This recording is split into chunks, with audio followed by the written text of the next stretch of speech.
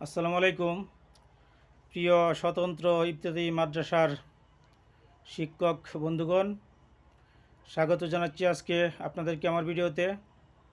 আমি প্রায় মাসেক আগে একটি ভিডিও দিয়েছিলাম আপনাদের উদ্দেশ্যে যে সরকার কিন্তু স্বতন্ত্র ইফতেদায়ী মাদ্রাসা এমপিভুক্তির উদ্যোগ নিয়েছে। সেই হিসেবে আজকে দৈনিক শিক্ষায় প্রকাশিত একটি খবরে বলা হয়েছে যে দেশের যে সকল স্বতন্ত্র ইফতেদায়ী মাদ্রাসা অনুদান পেয়ে আসছেন, সেই সব স্বতন্ত্র মাদ্রাসার মধ্য থেকে ১,৫০০ স্বতন্ত্র ইফতেদায়ী মাদ্রাসা এমপিভুক্ত করা হবে।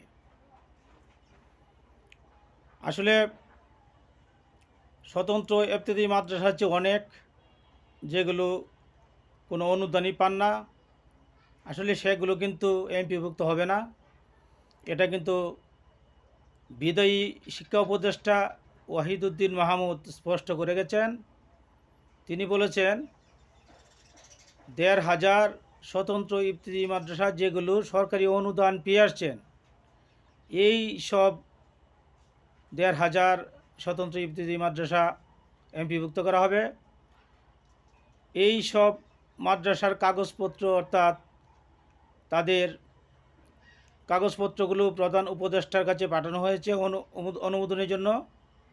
তো প্রধান উপদেষ্টার অনুমোদন পেলেই আগামী মে মাসের মধ্যেই এই ১,৫০০ স্বতন্ত্র ইফতেদায়ী মাদ্রাসা এমপিভুক্ত হবেন এবং মে মাস থেকেই বেতন ভাতা পাবেন।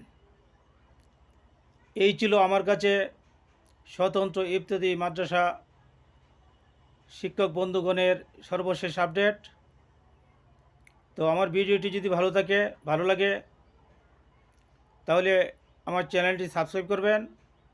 স্বতন্ত্র ইফতেদায়ী শিক্ষক বন্ধুগণ, যখনই নতুন কোনো আপডেট আসবে আমি আপনাদেরকে সবার আগে খবরটি পৌঁছে দেওয়ার চেষ্টা করব। ধন্যবাদ আপনাদেরকে।